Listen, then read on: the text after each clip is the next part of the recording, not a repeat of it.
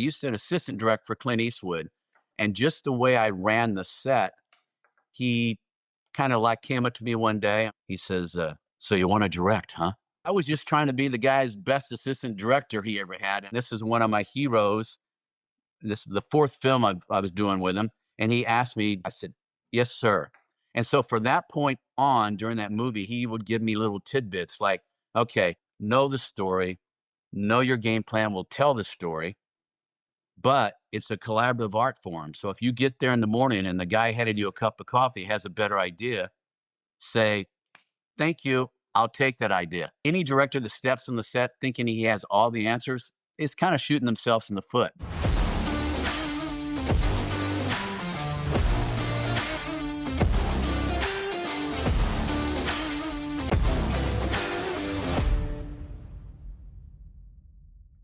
What's up, Matt Earl? So good to have you on the show. Well, thank you so much, Justin Donald. I'm glad to be here. Well, this is great. You and I, the last time we met up was at Soho House, I think, having a little coffee together and just talking about life and film and the arts. And, I've been having this idea that we've got to talk about your story because it's so fun. And then you're working on a really cool project that I want to talk about too. But I love film. I love TV shows. I love books. I love poetry. I love most, if not all, of the arts. I know you do too. And I would love to hear about how you got in. I mean, your resume is incredible, right? I mean, you've worked on amazing, television shows and movies. You've gotten to work side by side, with people like Clint Eastwood and Steven Spielberg. And you got to be one of the assistant directors of Braveheart and you're, on whatever number of season 9 or 10 of Chicago Fire. And so the laundry list of your accomplishments is incredible. And we can talk about all that, but I'd love to know how you got into the arts. Like, how did you become like this huge, director? Huge director. I love that. I feel like I need to put on some platform shoes to make that really work. I got to build up my platformness. I love it. It's funny. It's not every day you get to hang out with a Hollywood director, A Hollywood director. I mean, I feel lucky because I get to. A Hollywood director now planted in Austin, which I love. That's right. That's right. I feel, Justin, I feel very fortunate because a lot of people go through phases of trying to figure out what their calling is, what they want to do. I was lucky. My father, I grew up in Dallas, Texas. My father was a school teacher, and he just loved movies. And I remember very specifically, there's a movie called The Great Escape. It's a big war movie with Steve McQueen, James Coburn, all these great actors. And they always used to play it in Dallas over 2 nights, like a Wednesday and Thursday night. And my parents knew I was a big fan of the show. So they actually let me push my homework back a little bit that night. At 10 years old, hopefully I didn't have a whole lot back then. And I'm watching this movie and it just hits me. It's like, well, how does this happen?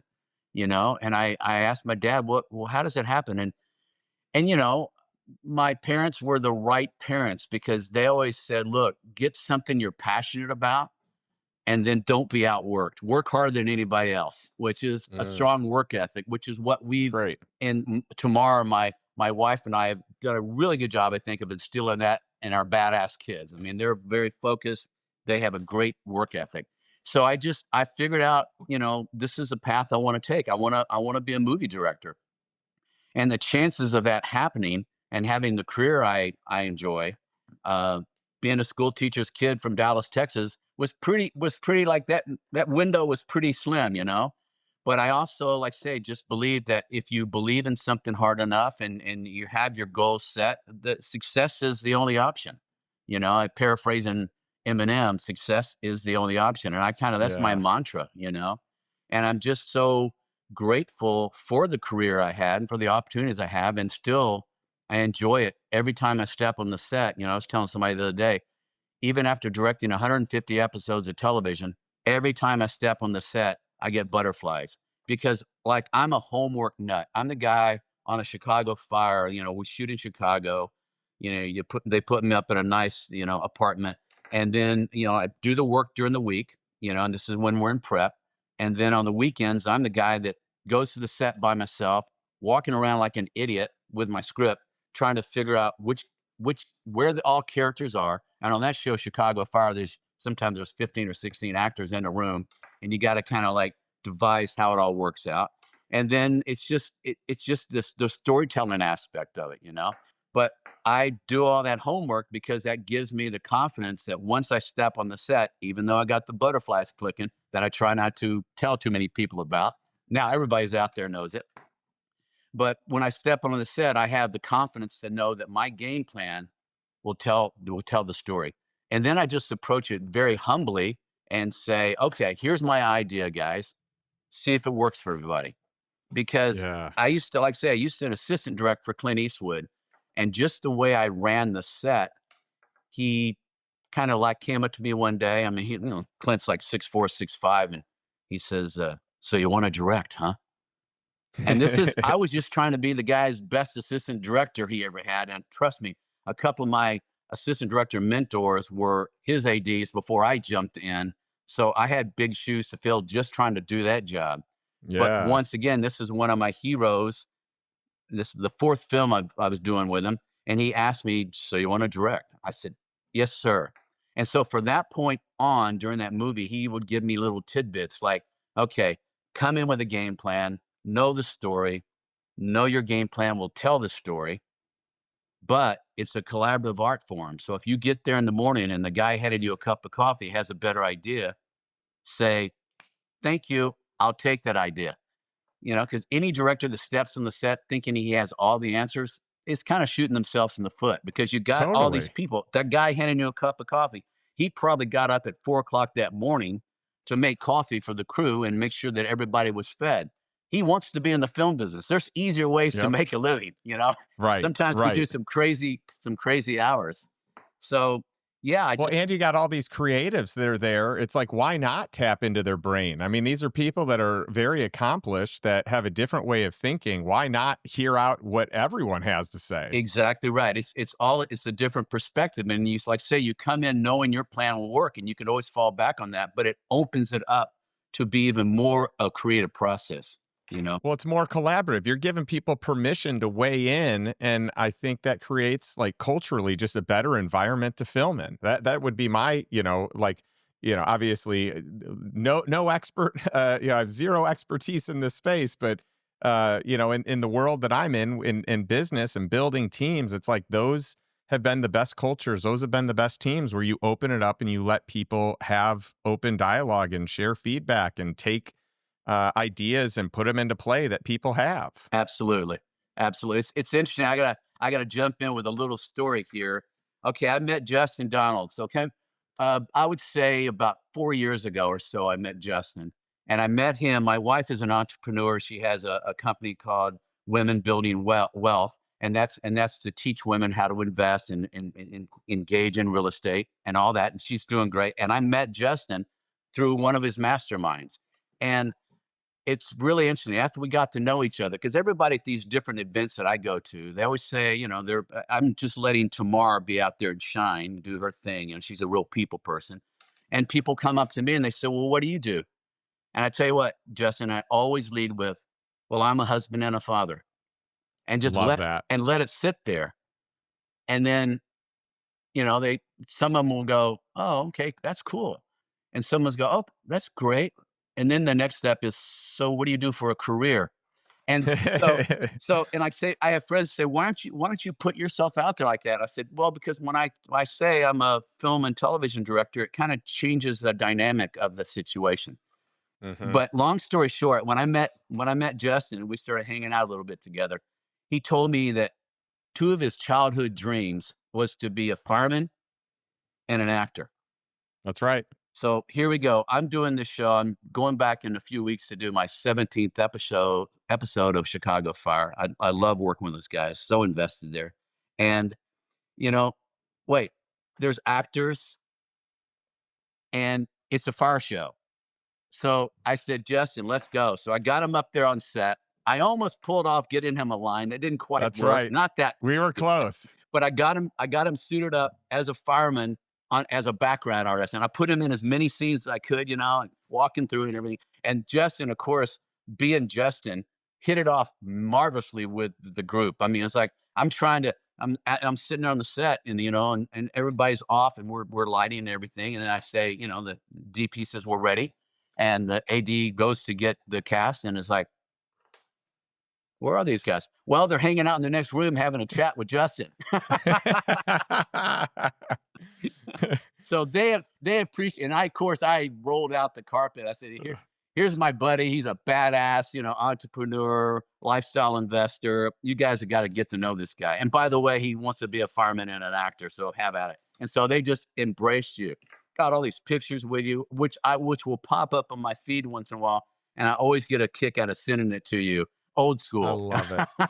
I love it. Well, I mean, you helped me cross off 2 dreams, and the funniest thing about it is, people, I'll be in just a, random conversation, and someone's talking about, being a fireman, or what, we got to call the fire station or whatever. And anytime I have the opportunity, I'm like, well, I know everything there is to know about being a fireman, because I was an extra in one episode of Chicago Fire, and it just always gets a big kick. I But love that. I can't wait to use it, because whenever I've got a bunch of fireman buddies, and so I always use it when I'm around them. I'm like, hey guys, hold off. I can answer this one. I'll take it from here. I was an extra in Chicago Fire, so I've got this figured out. Well, I tell you what, those guys, I learned when I was a little kid. I mean, the firemen are the heroes, I mean, Yes. it's literally Yes. the thing is they run into the fire when everybody else is trying to get out, and it's really interesting when I was back there doing an episode a few months ago, my kind of phone alarm went off in the middle of the night, and I thought, well, I thought I'd shut that thing down. It turned out that my wife was in Costa Rica at an event, and I was there, and it was like 3 o'clock in the morning, and it turns out that my house alarm went off. I went, Oh. okay. So I contacted my wife, and she goes, well, it's probably just a malfunction. So I said, I didn't think anything about it. And then the next morning, I get a call from the district fire chief here in Westlake area that we live in. And they go, is this Mr. Beesley? Will you live at this address? And I said, yes. And he said, well, your alarm went off last night, and we went out to check it out, and we didn't see any smoke or smell anything. So we left, and then secured the area, and then left. And I said, great. And then he says, about an hour and a half later, it went off again. We went back, and he says, and I thought, oh no, because I know enough about firefighting. They're going to break into my house to make sure that everything is okay. Well, fortunately, I had made a mistake. When I was setting the alarm, I looked something in the backyard got my attention. So I went out and tweaked that. And when I came back in, I forgot to lock the sliding glass door on the way to the outside. Perfect. That's actually great. So I said, how did you guys get? He said, but we went in. But when we went in, we set off the burglar alarm. I went, ugh. It's a double whammy. Now I'm thinking, okay, it's the police department. Also, I'm going to be all over the radar here with the municipal help here. And he said, let me check out how we got in. I'll talk to the people that actually went. And so then he calls back and he said, look, he says you had left the sliding glass door up. I think, thank goodness, Yeah, no kidding. So it's kind of like, okay, so what kind of food do you guys like? You didn't destroy my house. You're trying to keep me safe. Pizza, burgers, what can I bring you guys when I get back to town?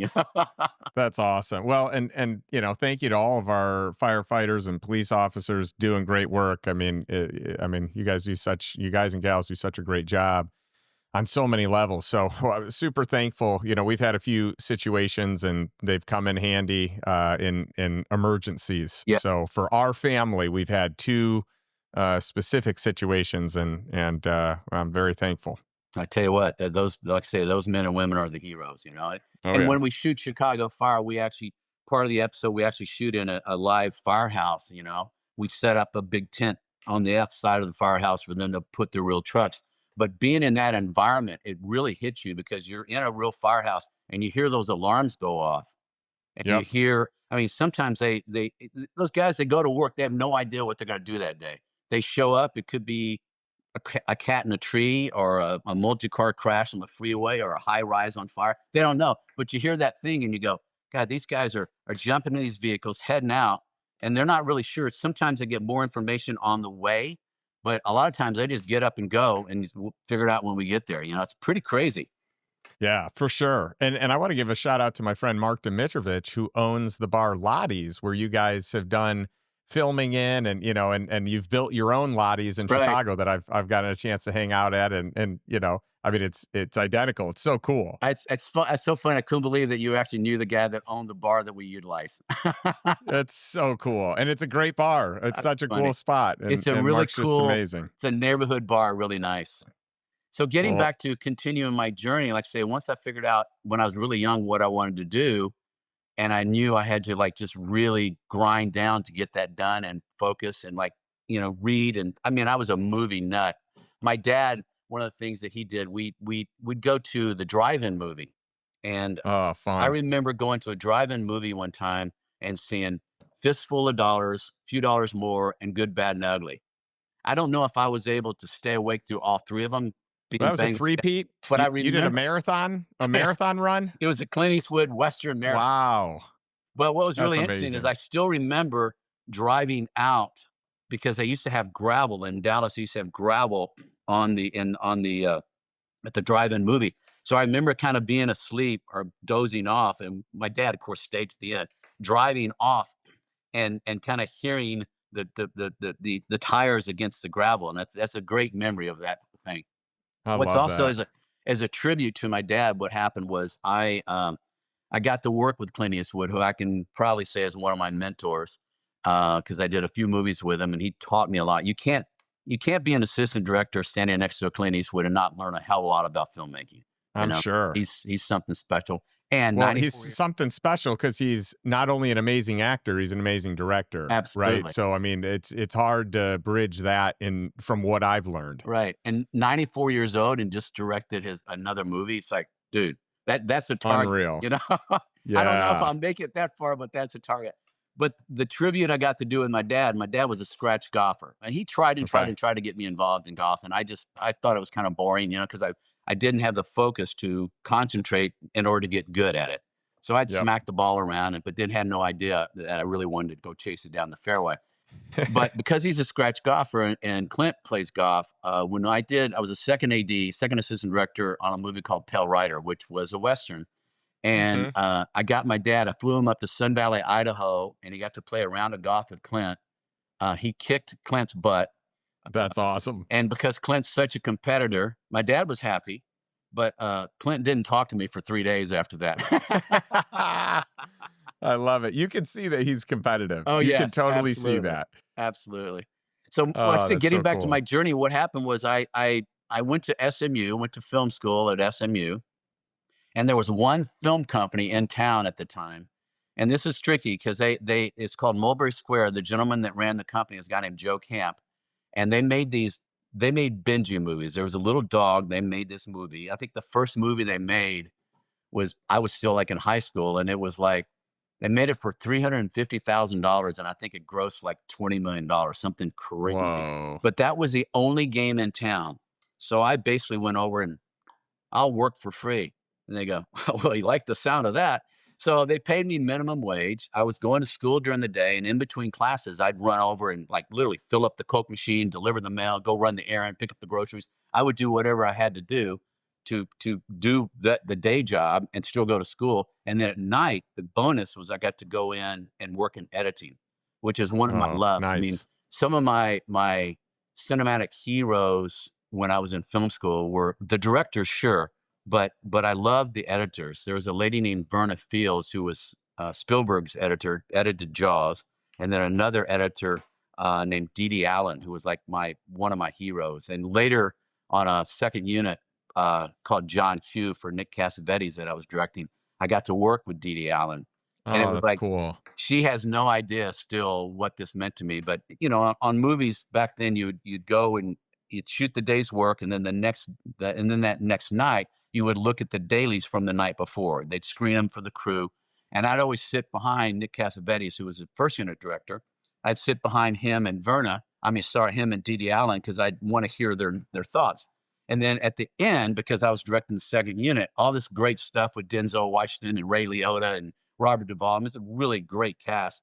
They would come up first, and then my SWAT team guys running around on the roof would be up next. And I still remember Didi Allen turned to me And she goes, "This is great. I can really use this." And I That's just so said to cool. myself, wow, that's one of my heroes, you know? And she's actually complimenting my work. I love that, you know? That's so cool. It's the same Uh, thing when I work with Steven Spielberg, who's another one of my, consider him a mentor. I worked with him several times, and he would come down to the set. I did a show called Extant for him, and he would come down the set and compliment my work. And it's like that classic, you know, you got a legend standing there that I have so much respect for, and like he's telling me about my work, you know, meshing with the first. I was doing the second episode, so he said it's like almost like the first and second episode are seamless, and so we're telling the same story. It's all falling into place, and this kind of the bubble comes up above your head, goes, "That's Steven Spielberg complimenting my stuff." And I'm going, "Wow, I made it." That's so cool. So Well, and sometimes in order to break in, you got to be willing to do the hard work, not take any pay or take minimum wage. absolutely. Which, by the way, I can now say because, I am a paid actor. I received my very first paycheck for my work on Chicago Fire. So, I hope so. I love it, and hopefully it's like, a copy of it is pinned to your wall. It's funny because being in the Directors Guild, it's a great guild, and they treat us very well, and they have a really great residual situation. And I always recognize the envelopes in the mail. 'Cause I know that's a residual, right? So you don't know if it's going to be literally a residual for a penny on a show that you hmm did 15 years ago, or is it going to be a big residual for a show that just re-aired? And you never know. Yeah. But on my desk over here, I have um, several checks that literally are 1 cent. And it's so I funny because love some of it. those shows, like this one show, Masters of Sex, was one of my favorite shows, but I get the smallest residuals from that show. And I'm just so happy when I still get them because I love that show. Yeah. Oh, that's great. That's awesome. Well, something I was thinking when you said you went with your dad to see 3 movies. When I was in college, I went to the University of Illinois, and there are a bunch of buddies that also appreciated film. And so we did movie Fridays. Okay. And so for me, I mean, most of my years, I actually didn't take class on Friday. I was very intentional to keep my Fridays open, as I do today, by the way. I My love Fridays, that. I don't schedule stuff on Fridays. It's for family and friends, and we do a date day, and I just love it. And That's good. so my wife and I just did a staycation and got into 1923. So we're really enjoying that. Yeah. But back in college, so Movie Friday started, and actually it probably started in high school, but we coined the name Movie Friday, and we would go see 2 for 1 and 3 for 1 all the time. And then if there was nothing in the theaters, and if there was nothing good in the theater, we would get cheese and crackers, and we would watch them in our dorm or in the fraternity I was in. I love that. And so, yeah, so film has just been an important part for me, of my life, really since I was a child. So like this episode is really fun for me, and the time that I spend with you learning about your craft and getting a chance to be on set and watch you in action and see how meticulous you are and how creative you are, it's really a joy.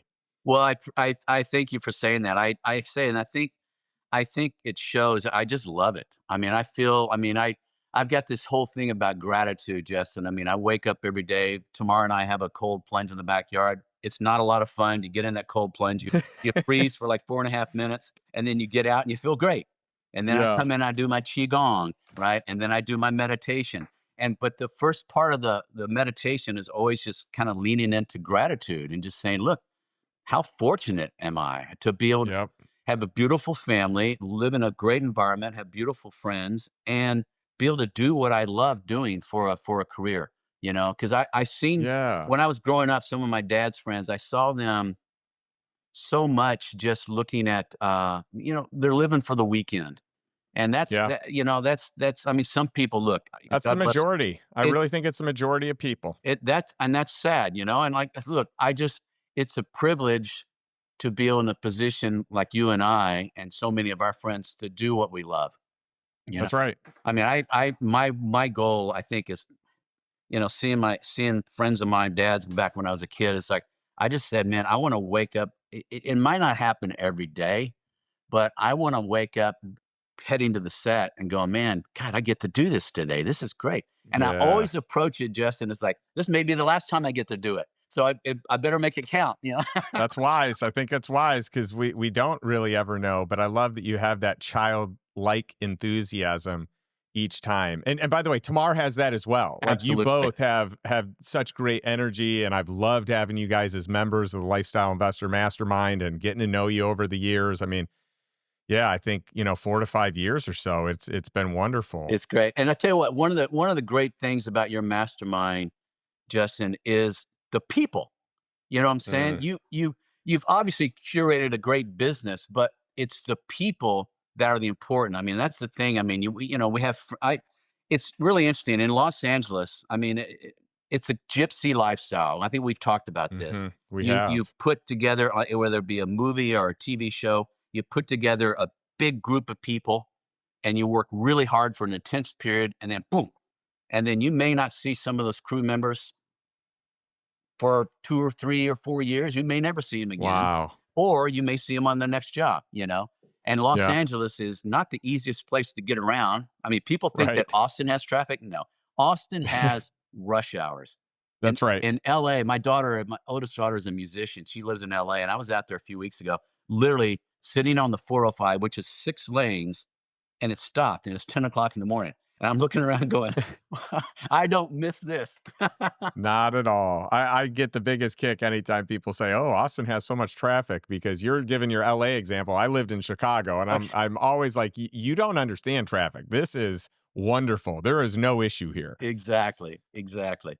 So I Talking about that company, a little company I used to work with, in Dallas. When I was still in school, I started working there, and I'd say I took so much grief from my film friends that were in the film program with me. They'd say, "Matt Earl, you're making dog movies, man." And I said, "Yeah. First of all, it's the only game in town because I wasn't really that interested in doing commercials, there was a big influence there in Dallas, big market. But as far as feature films, that was the only game in town." And I said, Mhm. and I'm working in editing, and I tell you, you try to make that dog look like it's doing something. I mean, that's a skill. That's an art form, Right. just editing that thing. Lot of takes there, I'm Yeah, sure. right.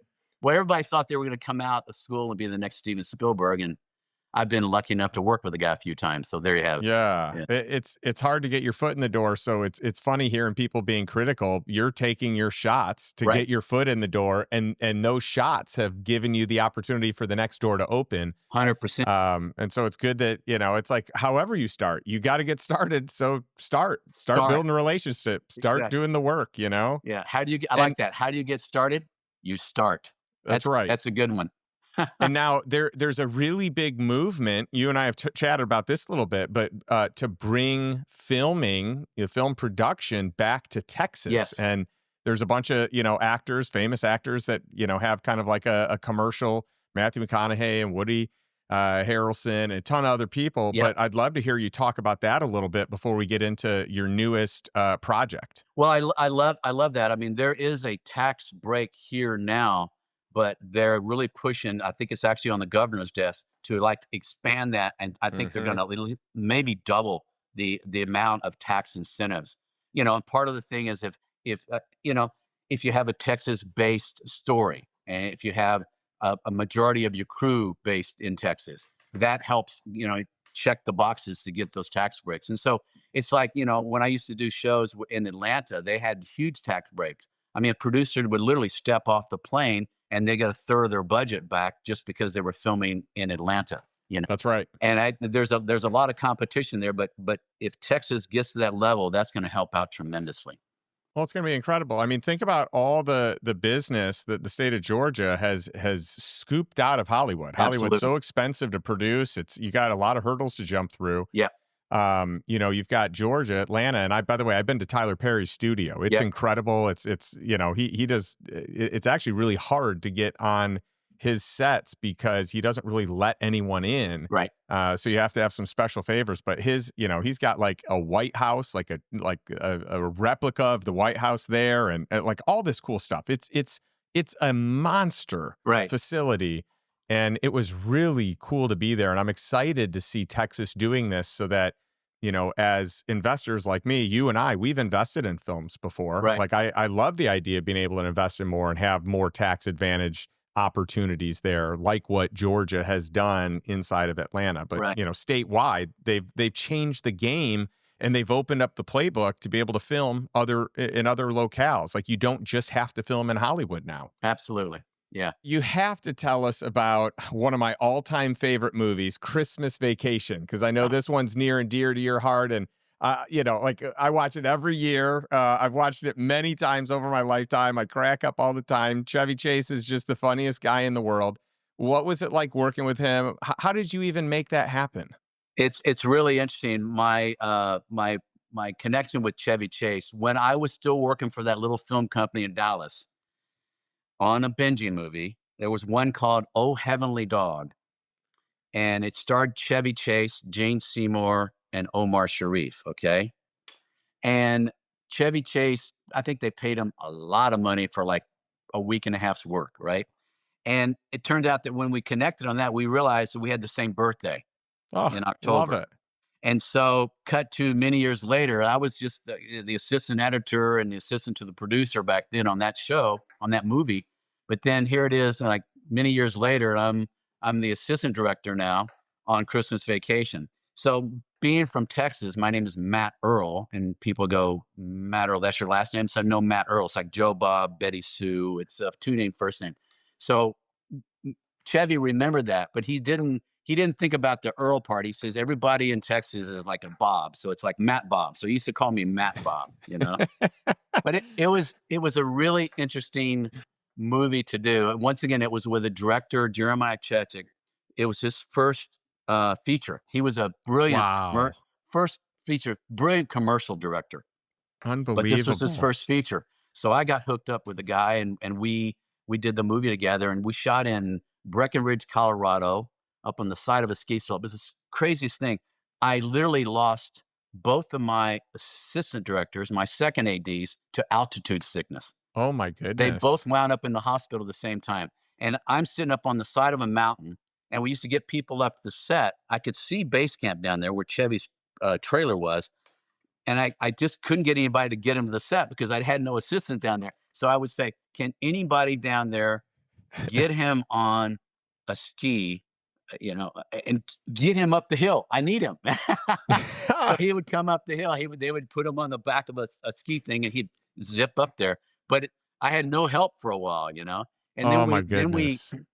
John Hughes had written the script, and I remember also we shot in Breckenridge for a few weeks, and then we were coming back to LA to shoot the bulk of the show.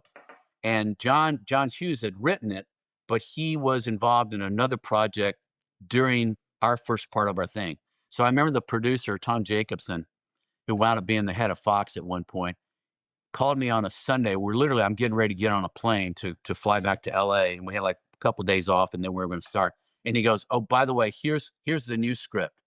And I went, Hmm. "New script?" And as assistant director, what you do is you go through the script, you break it down literally scene by scene by scene. They used to have a thing Oh, called a strip board, and it used to be this giant panel, and each strip on the board was a different scene, and it mapped out what the scene was about, mapped out by numbers who the actors were and everything, so you could schedule the movie. But he had given me a whole new script for oh the my second half of the goodness. movie, and I'm going, well, there goes my weekend. Oh, But literally it was just the way John thought. He saw a way to make it better now that he could focus on it. So across the weekend, we rescheduled the whole movie and started from scratch when we got back to LA. oh And my it's also goodness. funny because we went to Breckenridge. The idea was, oh, it's going to be snow. We have this big thing where he gets on this, shiny sled thing and shoots down the Yep. hill. Yep. We were there for 2 weeks in pre-production. It didn't snow at all. Oh my goodness. Literally the day before it's not snowing, we're going, okay, we're going to have to go someplace else to shoot these sequences. And we'd already scouted and had everything mapped out, but there was no snow. So what happens was they, the day before it started snowing, the day before we were supposed to start shooting, it snowed, but it snowed so hard that our trucks could not make it up the mountain to the Oh set. my goodness So we sakes. had to go to our cover set. And I don't know if you know anything about the movie, but one of the most kind of touching moments of the movie is when Chevy's character, Griswold, gets stuck up in the attic. Yes. Everybody's leaving to go shopping, and he's stuck in the attic, and it's starting to get cold. And he winds up pulling out these old home movies of him when he was a kid. That was the scene that we shot the first day. It was actually, we built the attic of this house in the gymnasium of a local high school because we could get Whoa. to the high school because it was down the street from where we were staying at the hotel, but we couldn't make it up the mountain. So I just thought, Wow. I mean, that's basically asking Chevy to do the most difficult scene day one, you know? And That he was great. well, I'm sure he's just a class act and easy to work with and probably funny as heck, Yeah. all the time.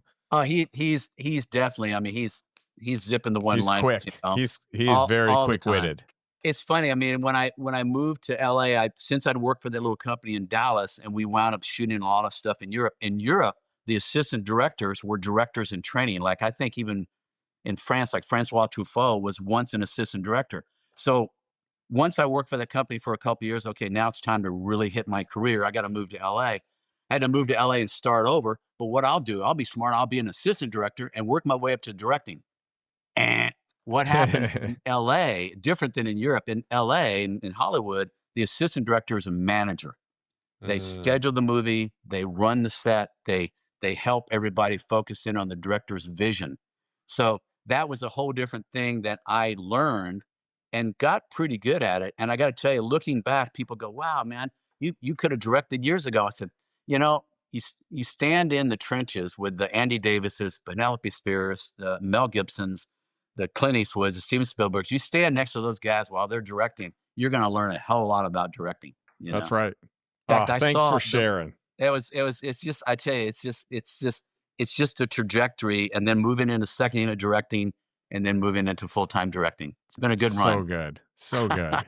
So you have made a career of doing movies, doing shows, and by the way, we haven't even talked about a bunch of the big name shows you've done. I mean, CSI Miami, you talked about Masters of Sex, Bosch, Yeah, Falling Skies, The yeah. Closer, Criminal Minds. Of course, you're doing Chicago Fire right now, and I know you've got a love and a passion for that. But I'd love to have you talk a little bit about the film you wrote. Got it. You co-wrote a film, and I read the script. You sent it to me. Thank you for doing that. It's the first film script that I've read through, that I've had the privilege of reading through start to Oh, finish. wow. And it was really a fun read. Cool. I appreciate that. Yeah, it's a Texas-based story. It's basically a family drama set against the backdrop of the immigration situation. Now, not to get into politics, it doesn't touch on what's going on currently, which is interesting. But my thing was that, like I say, I've been a director for hire for years. Like I say, I've directed 150 episodes of television. I started as assistant director, moved into second unit directing on those movies. My big credit there was I got to direct the second unit on Braveheart, which was a big deal. It was a Huge. great. One of the greatest movies of all time. It's it's I've watched it probably 50 times. what's classic about it is like it's a love story. It's a man and his wife and a man and his country. If you take out all the Hmm. battle stuff, it's still a love story at heart. And so no, that was a real privilege to be able to do that movie. And I have so many stories about the making of that movie. But just I used to show that scene where he was pumping up his all the fighters, his countrymen, and when I was in Cutco, I did that for a long time. I would play that clip at one of our most pivotal times in the summer to get our team fired up about the most important, basically push period or event or week to 2 weeks. At one point, it was like a 10-day push period. Then it was a 14-day push period where everyone goes all out. And I had all these clips, and I would always do this huge production around this. I dressed up as Braveheart. I love it. You no, I wait a mean, minute. You wore a kilt? I did not wear a kilt, but I had other renderings that made me look very Braveheart-esque. Okay, good. Actually, that one year I may have actually worn a kilt, There you go. believe it or not. Well, I'm gonna have to scour around try to find pictures of that. Yeah, that Yeah, was a great. that's a killer It's movie. interesting that the second, I moved into second unit directing because of my relationships with different directors. Like I worked with Penelope Spears as an AD on several projects, and I worked with Andrew Davis on several projects, and different directors that gave me the opportunity to direct their second unit. Yeah. Toward the end of my career as a assistant director, the studios would always put me with the kind of inexperienced directors. Maybe they were great writers, but had never really directed anything. So they kind of put me in there, and And literally, it was I could help them along. I wasn't going to take the job over for them, but I could help them along. Yeah. But once in a while, there'd be a scene that, God, I just don't know how to schedule this, boss. And they go, well, why don't you take the camera and crew and go around the corner and shoot that? I said, okay, I can do that. And a lot of time, the second units are the action stuff. Okay. Whereas on Braveheart, where I got lucky is we were in Scotland. We shot in Scotland and Ireland and London, and the weather was so bad in Scotland that they fell behind schedule pretty quick on the first unit. So they, at a certain point, weren't able to finish scenes. They'd have to move on to another scene, and I got to come around behind them and clean it up. I remember That's cool. one time we were shooting. One of my favorite scenes that I got to clean up was the scene right after. Spoiler alert! Right after they kill what William Wallace is, Mel Gibson's character's wife, then he comes back into town, and it looks like he's going to come back into this English fort area in the village and just kind of give himself up. Well, it turns out to be anything but that. But what was cool is that Mel and the company were across the river on our set, and they were shooting the wedding scene, or what was going to be this wedding scene. And I was over there cleaning up the second unit of the that scene of he comes back into town. Now the issue is that Mel would come over during lunch break, and his stunt double, I'd have him on the horse, and he was doing this thing, would kind of throw it out of focus, and Mel would get all excited, goes, "Ah, it's a cool shot." And I said, "Yeah, it's a cool shot, Mel, but I said if you get on the horse, it'll be in your movie. So I can make this shot be part of your movie. Right now, it's a good shot. It'll be a great shot in part of your cut movie if you get your ass on the horse." So he'd get on the Ooh. horse, and we'd do the shots with him. And then the assistant director, David Tomlin, big time English assistant director, was the AD on that movie. He'd be across the river on the walkie talkie going, "Beasley, I need my actor back. I need my actor back." And I said, "I got it. I just one more shot, one more shot." So we were That's able to do that. awesome. That's such a it's so cool to have that piece of history and that piece of art, that you can tell this story about, 'cause it's a powerfully moving, film. It It's really just is. great that you got to like, your legacy part of your legacy is that you were part of that and created part of that. Wow. I hadn't thought of it like that. It's really interesting. When I was in film school, I remember we studied a movie called Reds, and it was a movie with Warren Beatty. And I actually wound up earlier. My boss Mulberry at Mulberry Square had this real thing for shooting in Europe. So I remember I was actually able to be on that set. They were shooting in London. I was on that set for just a few minutes watching Warren Beatty direct himself in the scene. And when the movie came out, you study it, and it's this guy, John Reed, American journalist, for better or for worse, his writing during the Russian Revolution changed the world. Okay. And I'm sitting there as a film student going, well, that guy changed the world. What do I want to do? Oh, I want to make Mhm. movies. That's what kind of a life is that? That doesn't do anything. And then so as a student, you get depressed for about a month, and then you snap out and you go, wait a minute, maybe just one day I can do a TV show or a movie. And a guy comes home from a hard day at the office, and he's about to yell at his wife about some ridiculous stuff, and plops down, cracks open a beer or whatever, and is watching the TV show, and it puts a smile on his face, or it makes him think about looking at some subject a different way. And I go, okay, well, maybe what we do is important as filmmakers, because I think Yeah. to me, art is life, music is life, art is life. I mean, I'm a pretty emotional guy. You can see I'm kind of out there, and I can listen to a soundtrack for a movie and like start crying. I'm going, why am I crying? Because it brings up such feeling of like hope and emotion, and you know, Yes. humans trying to navigate just being humans. I Yeah, think what we I do is shared important. I shared on a podcast with Roy Williams, who I want to connect you with, and Okay. it was just such an awesome episode. I love that guy. I've spent some time with him, and he's just this great storyteller, and he writes ads, telling these incredible stories, and he has this character development, and he'll do that for a company based on the founder of that company, but Right. he'll literally create a character.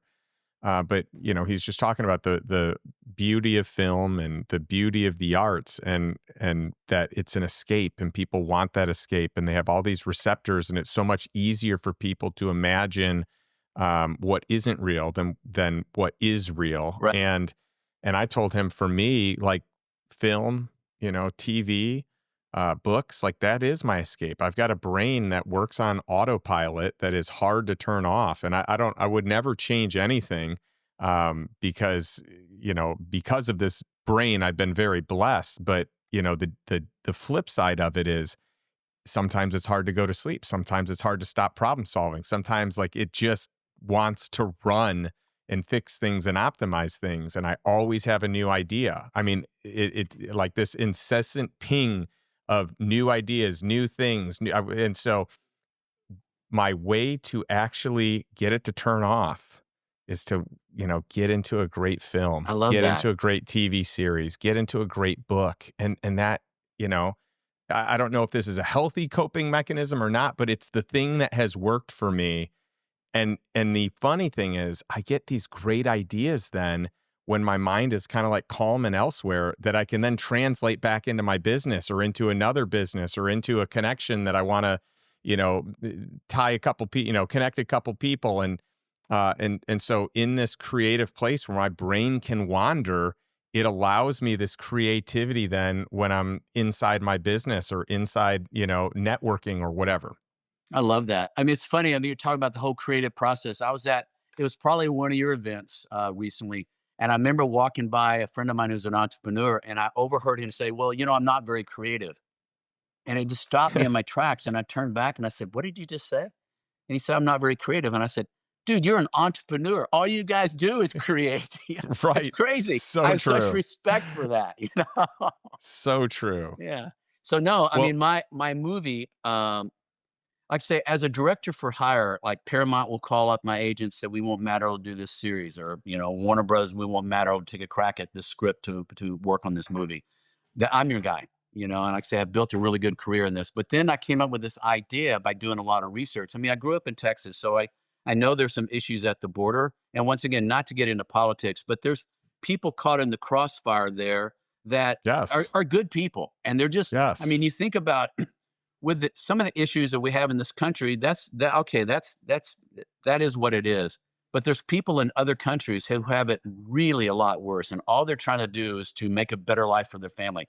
And so many stories you hear about the sacrifice of just men and women just trying to give their kids a better life. The other day, I was watching all these college graduates giving their valedictorian speeches, and I got to tell you, almost everyone I watched was talking about the sacrifice of their parents given it all up at another country just to make their way up Right. here. And so Right. and like I say it has my project. It's going to star Gabriel Luna, who you guys probably know from The Last of Us, and he's He's a awesome. very busy actor. Well, He actually is and he from has taken off. He's in everything these days. right, and he's actually from Austin.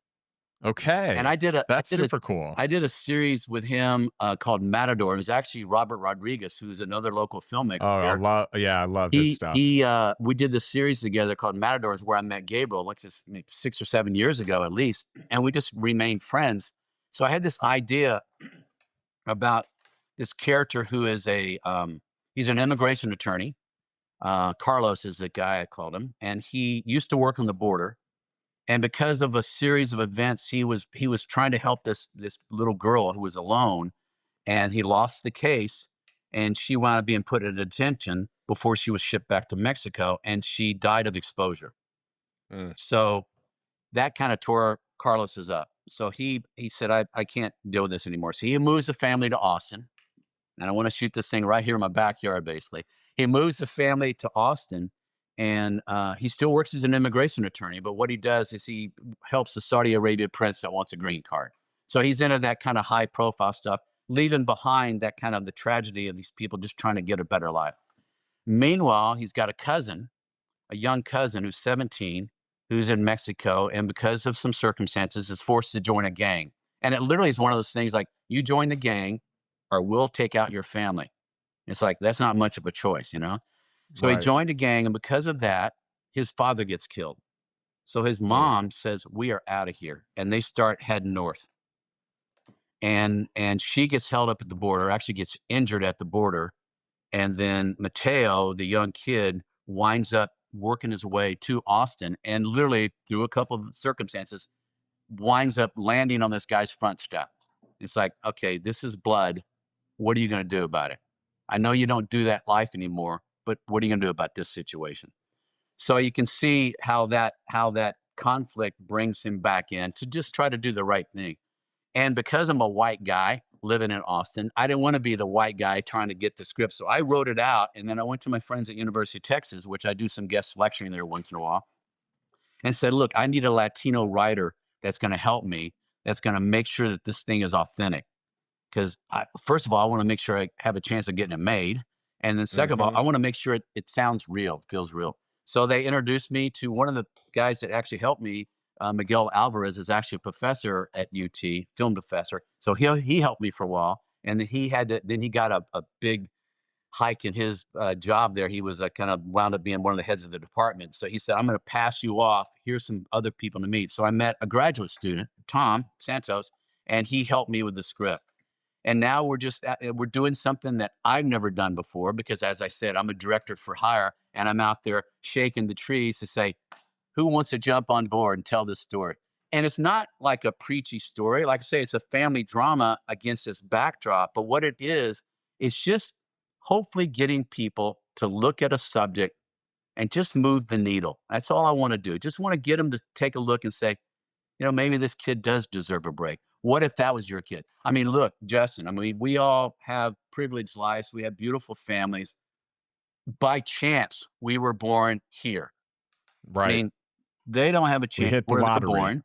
Here it Yeah. is. And here's the circumstances that you're in. So always think about that. And it's like, just to tweak it. And so, yeah, getting the money, it's a challenge. I'm getting some interest from companies in LA as from individuals. There's a lot of people that want to help, but they don't quite know how to do that. I mean, film investing is not something you do every day, but it's kind of interesting. You got people out there that you think about. Okay, we have a privileged life. What are you going to do this weekend? Well, I'm going to go play a round of golf. Well, that's great. What'd you do this weekend? Well, I invested in a movie, Right. and I'm going to be an executive producer on that movie. Well, that's Yep. kind of cool. That kind of takes people back. That's kind of cool. You're out there making it happen. And like I say, That's just to right. get people to look at something a different way. It's a little independent film. It's the budget by Hollywood standards is very small, between $5 and $6 million. And like I say, I've got people involved and interested, but I'm always looking for more because it feels like that no one wants to be the first one to pull the trigger. Yeah. I have a pitch deck, which I think I've gotten a lot of great response. It really maps out the story for people that don't want to take the time to sit and read the whole script, right? So they'll get the idea, and it kind of maps out some of the architecture of the film business and investing and the different tax things that you can do and stuff like that. But basically, here it is. Here's the story. You want to jump on. But getting somebody to say, because when you look at indie movies now, and it's crazy, you look at an indie movie and there's maybe 6 or 7 different entities that are part of the production team. And Right. it's not like the old days where Paramount will say, here's, $50 million to go do this movie. It's like, okay, a little bit from here, a little bit from there. I mean, eventually it grows and you got like a team behind you. Yeah, and you have all these different studios that are doing it these days. It used to be just a few, and now you have, a lot smaller productions that are pumping out some incredible shows. Right, And a lot of these are going straight to the streaming platforms, right, right? They're not right. even going to the movie theater. So it's kind of the Wild West in filmmaking and film producing today, which is cool because it gives more people an opportunity to play in that space. Absolutely. And like I say, I think indie films are really important because they're not, I mean, look, no disrespect to studios. That's been my bread and butter, and I love them for that. I have a career Yep. because, like I say, I have a career because of those guys. But they're kind of held to having to do the big movies to make a lot of money because they have to pump so much money into the advertising. I mean, the movie is twice as expensive as it was to actually make because of all the costs in promoting it. Whereas in any movie, an independent movie, sometimes you can get a different perspective because you don't have to hit like a huge audience. You just have to tell Right. this little story and hope it picks up. And Well, I love that. I think you can have a little more freedom in the indie world because, like I say, the studios are kind of hit with having to make this huge overhead.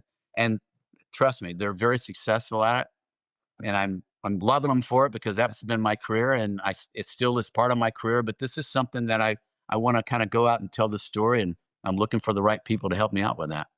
That's right. Well, and pay attention to the films that win most of the awards. They're the indie films, The and it's because they don't have, it's like, I mean, I could say this in my industry where it's like, the reason the people in the lifestyle investor mastermind thrive is because we're doing things a different way. We're not doing the conventional system the way that it's always been with money managers and Wall Street and all that. We're actually following a different model, the model of the wealthy, right?